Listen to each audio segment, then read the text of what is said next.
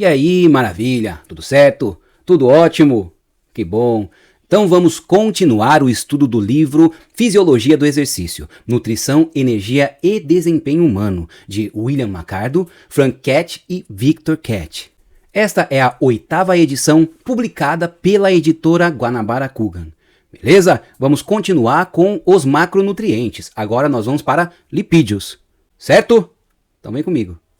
Parte 2, lipídios. Natureza dos lipídios. Os lipídios, gorduras, são grupos com compostos heterogêneos que incluem os óleos, gorduras, ceras e compostos relacionados. Os óleos são líquidos na temperatura ambiente, enquanto que as gorduras são sólidas. Tipos e fontes de lipídios.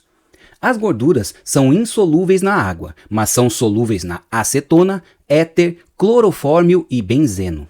Os lipídios são divididos em 3 grupos: lipídios simples, compostos e derivados. Vamos para os lipídios simples. Os lipídios simples são os chamados triacilgliceróis, ou triglicerídeos. Os lipídios não exibem afinidade pela água. O principal modo de armazenamento de gorduras nas células adiposas, adipócitos, é na forma de lipídios simples. Essa molécula é formada por um grupo glicerol e ácidos graxos. Os ácidos graxos podem ser saturados ou insaturados. Se o carbono em uma cadeia de ácido graxo liga-se a um maior número possível de hidrogênio, a molécula de ácido graxo é saturada com relação ao hidrogênio e, portanto, denominado ácido graxo saturado. Os ácidos graxos saturados podem ser de origem animal, carne de boi, de porco, gema do ovo, leite, manteiga, queijo, ou origem vegetal, óleo de coco, gordura vegetal, margarina hidrogenada. Os ácidos graxos insaturados possuem uma ou mais ligações duplas ao longo de sua cadeia principal de carbonos. Essas ligações reduzem o número de locais potenciais para a ligação de hidrogênio. Dessa forma, a molécula é insaturada em relação ao hidrogênio. Os ácidos graxos insaturados podem ser monoinsaturados, uma ligação dupla ao longo da cadeia principal de carbonos, ou poliinsaturados, 2 ou mais ligações duplas ao longo da cadeia principal de carbonos. Exemplos de ácidos graxos monoinsaturados: azeite de oliva, óleo de amendoim, gordura do abacate, nozes e amêndoas, e poliinsaturadas, óleo de soja, óleo de girassol e óleo de milho. Várias gorduras poliinsaturadas, com mais evidência o ácido linoleico, são considerados ácidos graxos essenciais, uma vez que servem como precursores para outros ácidos graxos que o corpo é incapaz de sintetizar. O ácido linoleico mantém a integridade da membrana plasmática e sustenta o crescimento, a reprodução, a manutenção da pele e o funcionamento geral do corpo. Exemplo, ômega 3, encontrado em peixes. Em termos de estrutura em temperatura ambiente, os ácidos graxos insaturados se liquefazem. Já os saturados de cadeia longa de carbono apresentam-se sólidos. Os ácidos graxos com cadeias mais curtas e mais gorduras insaturadas permanecem moles. O processo químico de hidrogenação transforma os óleos em gorduras semissólidas. Isso reduz as ligações duplas das gorduras insaturadas em ligações simples pela introdução de hidrogênio líquido sob pressão. Essa é a chamada gordura hidrogenada. Prosseguindo, degradação de triacilglicerol. A lipólise é o catabolismo do triacilglicerol para produzir glicerol e as moléculas de ácidos graxos ricas em energia. A mobilização de ácidos graxos por meio da lipólise predomina em 4 condições: atividade física com intensidade de leve a moderada, dieta hipocalórica ou jejum, estresse induzido pelo frio e exercício prolongado que causa depressão das reservas de glicogênio. Os ácidos graxos liberados durante a lipólise podem ser esterificados, reorganizados a triacilglicerol ou podem deixar o adipócito, o tecido adiposo, e incorporar-se ao sangue e combinar-se com a proteína sanguínea, a albumina, para o seu transporte até os tecidos de todo o corpo. Essa combinação de albumina, ácido graxo, é denominada ácido graxo livre, o AGL. A lipólise também pode ocorrer no intestino delgado, pela lipase pancreática, lipoproteína lipase. Essa lipoproteína lipase catalisa a hidrólise do triacilglicerol transportado pela lipoproteína do sangue. O tecido adiposo adjacente e os músculos esqueléticos captam esses ácidos graxos liberados pela ação da lipoproteína lipase. Esses ácidos graxos são ressintetizados em triacilglicerol para armazenamento de energia. Vamos para lipídios compostos. Os lipídios compostos são os triacilgliceróis combinados com outras substâncias químicas. Representam cerca de 10% da gordura corporal total. Um exemplo de lipídio composto é o fosfolipídio. A maioria dele é sintetizada no fígado e ele desempenha 4 funções principais. A primeira é: interage tanto com água quanto com gordura para modular o movimento dos líquidos através das membranas celulares. Segunda função é: mantém a integridade estrutural da célula. A terceira: desempenha um importante papel na coagulação do sangue. E a quarta função: proporcionam integridade estrutural à bainha de mielina, que envolve as fibras nervosas.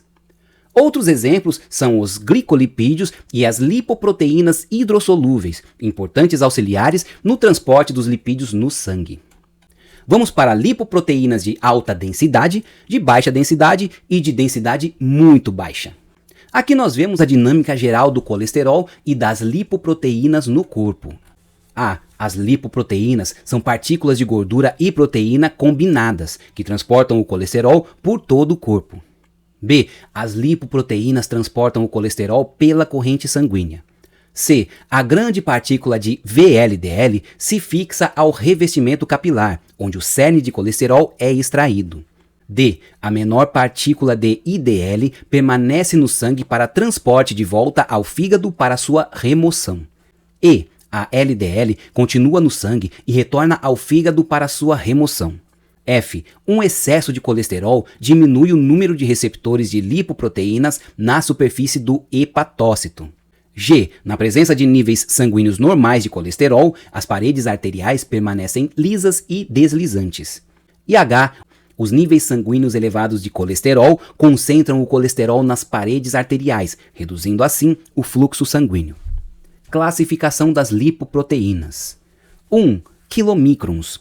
São transportadores de vitaminas lipossolúveis A, D, E, K e metabolizados no fígado para serem armazenados no tecido adiposo. 2. Lipoproteínas de alta densidade, o chamado HDL. São produzidas no fígado e no intestino delgado e contêm a maior porcentagem de proteínas, cerca de 50%, e a menor quantidade de lipídios totais, cerca de 20%, e colesterol, cerca de 20% das lipoproteínas. São as chamadas gorduras boas. 3. Lipoproteína de densidade muito baixa, VLDL. Contém grande porcentagem de lipídios, 95%, sendo que 60% são triacilglicerol. Elas transportam os triacilgliceróis para os músculos e tecido adiposo. Elas são transformadas em LDL pela ação da lipoproteína lipase. 4. Lipoproteínas de baixa densidade, o LDL. São as chamadas gorduras ruins. Essas lipoproteínas transportam de 60% a 80% do colesterol sérico total e exibem maior afinidade pelas células das paredes arteriais. As LDLs liberam o colesterol no tecido arterial, onde as partículas de LDL são oxidadas para alterar as propriedades físico-químicas e captadas pelos macrófagos existentes dentro da parede arterial para iniciar a formação da placa aterosclerótica. A oxidação das LDL contribui, finalmente, para a proliferação das células musculares lisas e outras alterações celulares desfavoráveis que lesionam e estreitam a luz das artérias. Prosseguindo, lipídios derivados. Os lipídios derivados são formados por lipídios simples e compostos. O colesterol é o lipídio derivado mais conhecido e ocorre somente no tecido animal. O colesterol não contém ácidos graxos e origina-se da dieta ou da síntese celular. O fígado sintetiza cerca de 70% do colesterol corporal, porém, outros tecidos, paredes arteriais e intestino, também produzem esse composto. Vamos para funções do colesterol. O colesterol atua na formação das membranas plasmáticas e atua como precursor na síntese da vitamina D, hormônios das glândulas suprarrenais e sexuais, estrogênio, androgênio e progesterona. Além disso, fornece um componente essencial para a síntese da bile e é importante na formação dos tecidos, órgãos e estruturas corporais durante o período fetal. Entretanto, os níveis elevados de colesterol sérico e a molécula de LDL são fatores de risco aumentado de coronariopatias. E o risco aumenta ainda mais se associado com tabagismo, sedentarismo, excesso de gordura corporal e hipertensão arterial não tratada. A redução no consumo de ácidos graxos saturados e colesterol diminui os níveis séricos de colesterol e o aumento do consumo de ácidos graxos monoinsaturados e poliinsaturados reduz os níveis de colesterol sanguíneo, particularmente o LDL colesterol. Vamos para o papel dos lipídios no organismo. Fonte e reserva de energia. A gordura fornece até 80 a 90% das necessidades energéticas de uma pessoa bem nutrida em repouso.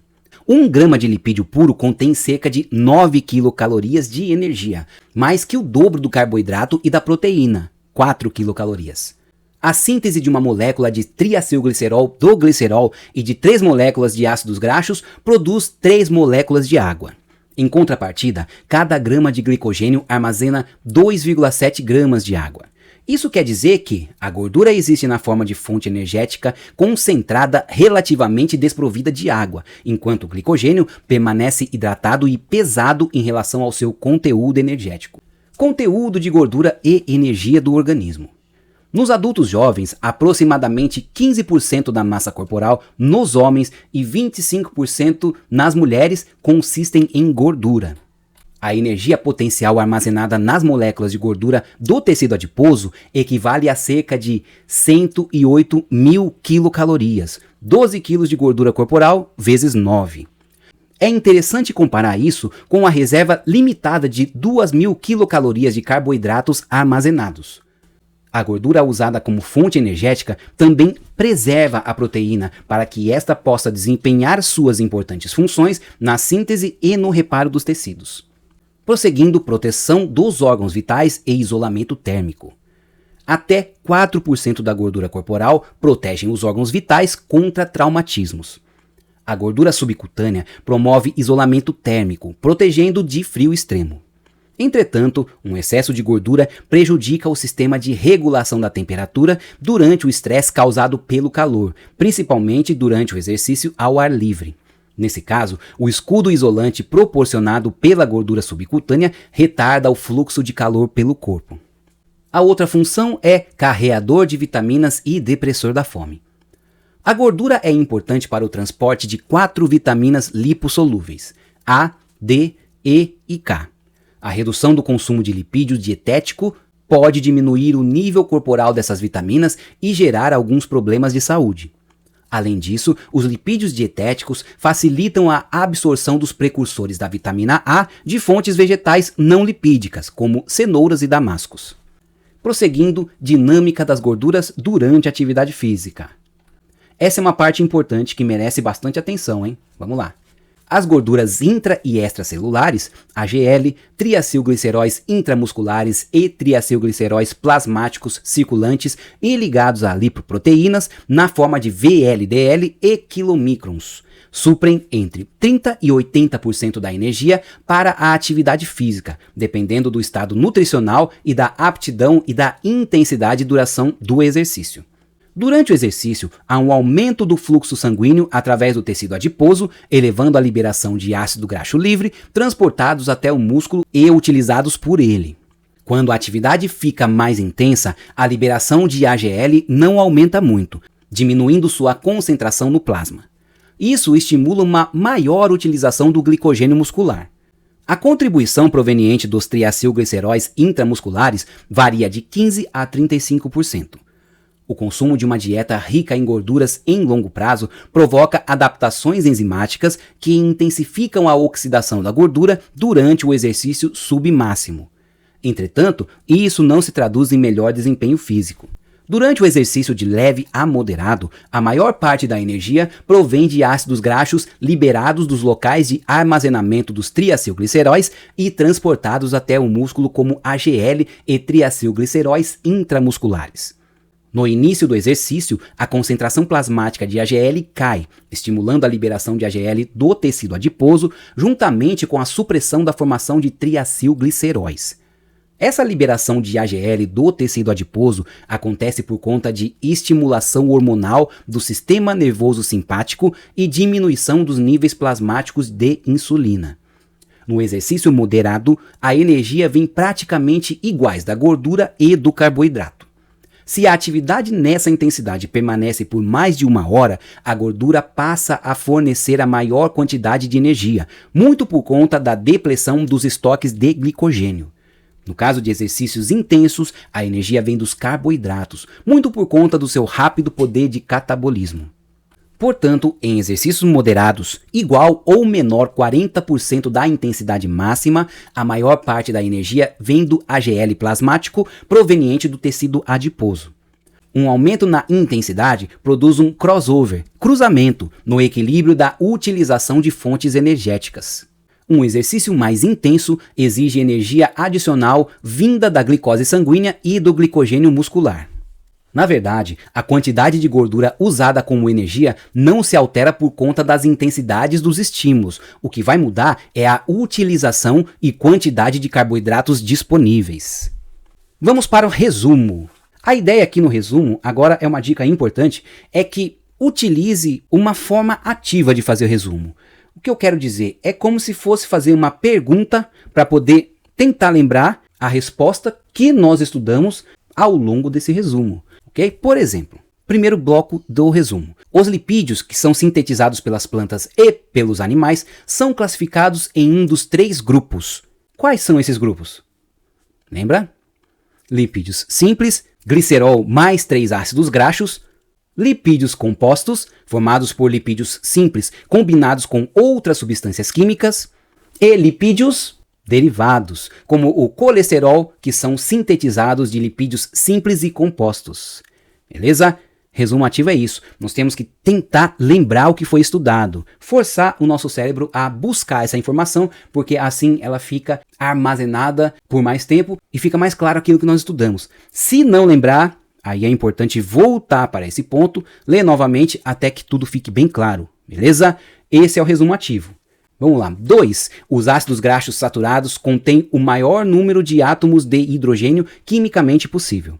Um grande consumo dessas gorduras eleva o quê? A concentração sanguínea de colesterol e promove o desenvolvimento de coronariopatias. 3. Os ácidos graxos insaturados possuem menos átomos de hidrogênio ligados à cadeia de carbonos. Os ácidos graxos insaturados podem ser o quê? Mono ou poliinsaturados com relação ao hidrogênio. O consumo adequado de gorduras insaturadas ajuda a proteger a saúde do indivíduo. Uma redução do colesterol sanguíneo, principalmente o LDL colesterol, protege significativamente contra cardiopatias. Ou seja, o HDL é a gordura boa e o LDL é a gordura ruim. 5. Os lipídios proporcionam a maior reserva alimentar de energia potencial para o trabalho biológico. Protegem os órgãos vitais, proporcionam isolamento contra o frio e transportam 4 vitaminas lipossolúveis, que são as vitamina A, D, E e K. Beleza? 6. Em atividades físicas de leve a moderada, as gorduras contribuem com... Qual a porcentagem? É muito ou baixa? Lembrando, atividades físicas de leve a moderada. A gordura contribui com mais ou menos energia. 50 a 70% das necessidades energéticas. Então contribui bastante. A gordura armazenada, intramuscular e derivada dos adipócitos são muito importantes no exercício prolongado, proporcionando mais de 80% das necessidades energéticas, AGL circulante. 7. A depleção de carboidratos reduz a intensidade do exercício, uma vez que a mobilização e oxidação das gorduras acontece num ritmo mais lento. 8. O treinamento aeróbio aumenta a oxidação dos ácidos graxos de cadeia longa durante o exercício com intensidade leve a moderada, principalmente os ácidos graxos oriundos dos triacilgliceróis no músculo estriado esquelético ativo. E 9. A oxidação acelerada das gorduras que ocorre durante o treinamento preserva o glicogênio. Isso quer dizer que a pessoa fisicamente condicionada pode treinar em nível absoluto mais alto de exercício submáximo antes de sofrer os efeitos da fadiga resultante. Por que acontece a fadiga? É pela depleção dos estoques de glicogênio, ok? Bom, terminamos essa parte de lipídios, agora nós vamos treinar, beleza? Vamos fazer alguns exercícios. Questão 1, ano 2023, Banca Fundep, prova de profissional de educação física. A alimentação diária fornece nutrientes e energia para o trabalho biológico das células.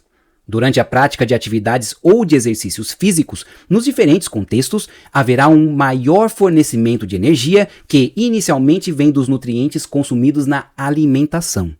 Os nutrientes mais importantes são divididos em macronutrientes e classificados em carboidratos, proteínas e lipídios. Por enquanto foi só uma explicação para entender aonde a questão quer chegar. Em relação aos lipídios, assinale a alternativa correta. Letra A. São o resultado da soma de vários aminoácidos. Peraí, nós vimos alguma coisa relacionada a aminoácido? Não vimos nada disso. Na verdade, nós vamos estudar ainda, porque os aminoácidos são proteínas, ok? Então vamos já para a letra B. São açúcares. Lipídios são açúcares? Não. Nós estamos aí falando de carboidratos, então nem precisa continuar. Letra C. São gorduras, ok? Insolúveis na água e encontrados nos alimentos de origem animal e vegetal, muito bem, sendo classificados em simples ou neutros, compostos e derivados. Ótimo. Resposta completa. Essa é a nossa alternativa. Letra C. E a D, são um grande polímero de polissacarídeos. Polissacarídeos, isso nós já vimos, mas nós vimos na aula anterior, que é dos carboidratos, não é? Então, não está fazendo referência aos lipídios. Portanto, resposta letra C. Vamos para número 2, 2019, Prefeitura de Arapiraca, Alagoas. Prova para educador físico. A lipólise é a queima de gordura que acontece principalmente durante a prática de exercícios físicos. Durante esse processo, existe a degradação de lipídios em... Os lipídios passam pelo processo de lipólise e, nesse processo, eles são transformados em triacilglicerídeos e ATP. Não, ATP ainda é um processo posterior, né? Glicerol, beleza? E NADH, que é nicotinamida adenina dinucleotídeo. Alguém ouviu falar sobre isso? Não. E assim, não vamos parar para tentar, nesse momento, entender o que é isso. Calma. Nós vimos glicerol, ok? Mas esse NADH nós não vimos, então nós vamos para outra. ATP, ó, de novo ATP. Então, deixa para lá. Glicose. Glicose? Não, isso nós vimos na outra aula sobre carboidratos. Então, por exclusão, letra E, conferindo ácidos graxos e glicerol. Isso mesmo. A lipólise quebra a gordura em ácidos graxos e glicerol. Maravilha? Resposta letra E. Vamos para 3. Ano 2019, Banca CS, Universidade Federal de Goiás. Professor de Educação Física. Então nós vimos que houve questão relacionada ao trabalho de educador físico e agora nós vamos para professor de Educação Física dentro da escola. Os lipídios representam uma grande fonte de reserva corporal. Os ácidos graxos, estocados na forma de triacilglicerol, são reservas altamente concentradas de energia metabólica porque são reduzidos em anidros e representam a principal reserva energética disponível no homem. Segundo Freitas, meu Deus, mas não é a respeito do livro do Macardo. A ideia é a mesma, o conceito nós já vimos nesse livro, por isso que eu selecionei essa questão. Tá? Na revista Pensar a Prática, volume 15, o rendimento da oxidação completa de ácidos graxos gira em torno de... Então nós estamos vendo aqui, ó, calorimetria. Quantas calorias o ácido graxo, a gordura, proporciona? 11 quilocalorias por grama? Não. B, 9 quilocalorias por grama? Isso mesmo. Isso nós vemos lá na fonte de energia que... A gordura gera em torno de 9 quilocalorias por grama, enquanto carboidrato e proteína geram em torno de 4. Beleza? Então, resposta letra B. 4, ano 2019, VUNESP é a banca. Prova para professor de Educação Física. Para um gasto energético diário em repouso de aproximadamente 1.200 calorias, o chamado metabolismo basal, recomenda-se a ingestão de cerca de 60% desse valor energético, tendo como fonte os carboidratos, 25% as proteínas e 15% os lipídios. Em atividades físicas regulares praticadas por mulheres e por homens com peso e massa corporais normais, cujo gasto energético diário total exceda 1.200 quilocalorias, esse valor excedente deve ser suprido principalmente pela ingestão de. Então vamos pensar o seguinte: 60% para esse metabolismo basal é recomendado tendo como fonte os carboidratos. Então, se eu vou, durante o meu dia, exceder essas 1.200 calorias estabelecidas como taxa metabólica basal, nós devemos manter a proporção, ok? Pensando pela lógica. E se a proporção maior quantidade de carboidratos, então o excedente também vai ser em carboidratos. Aqui a nossa resposta é a letra C. Então eu coloquei aqui para que nós pudéssemos pensar de forma lógica, tá? Estabelecendo aí essas recomendações, e o excedente, claro, ele vai manter essas proporções, beleza? A questão aí era mais para refletir e para usar a lógica e as proporções das recomendações para a taxa metabólica basal, beleza? Então vamos lá fazer a última. 5, ano 2021, Instituto Federal Sul-Rio-Grandense, prova para professor de Educação Física. Em fisiologia do exercício, sabe-se que, durante as atividades de baixa intensidade, abaixo de 30% do VO2 máximo, as gorduras são a principal fonte de substrato, e em atividades de alta intensidade, acima de 70% do VO2 máximo, os carboidratos são utilizados predominantemente. Durante o exercício, a taxa de trabalho relacionada à transição entre o consumo de gorduras e carboidratos é denominado ponto D. Então nós vimos que o consumo de gordura e de carboidrato, no início do exercício, ele tem cada um a sua taxa e os seus valores. À medida que o exercício vai se prolongando, as fontes de energia para a manutenção dessa atividade que está acontecendo, ela vai se alterando. O carboidrato vai diminuindo, claro, porque a depressão dos estoques de glicogênio vão acontecendo, e a gordura vai começando a ter um protagonismo cada vez maior. Então vai chegar um ponto em que o consumo de um e de outro vai se alterar, formando como se fosse um X. Nós vimos que essa parte, esse ponto de cruzamento, ele tem o nome de crossover, mas, como eu mesmo já disse, ele também é conhecido como cruzamento, beleza? Aqui eu vou deixar a imagem para ficar bem claro esse ponto de cruzamento, onde o carboidrato deixa de ser a principal fonte energética e a gordura assume todo esse protagonismo, beleza? Então, nossa resposta é letra D, cruzamento ou crossover, beleza? Bom, terminamos aqui o estudo da parte de lipídios do livro Fisiologia do Exercício, de Macardo, Cat e Cat, beleza? Vamos descansar, vamos recuperar as nossas energias e depois voltamos para continuar o estudo desse livro, que é longo, mas que é extremamente importante. Qualquer prova, seja ela de educador físico, professor de educação física escolar, vai perguntar coisas sobre fisiologia do exercício, beleza? Valeu e até o próximo estudo!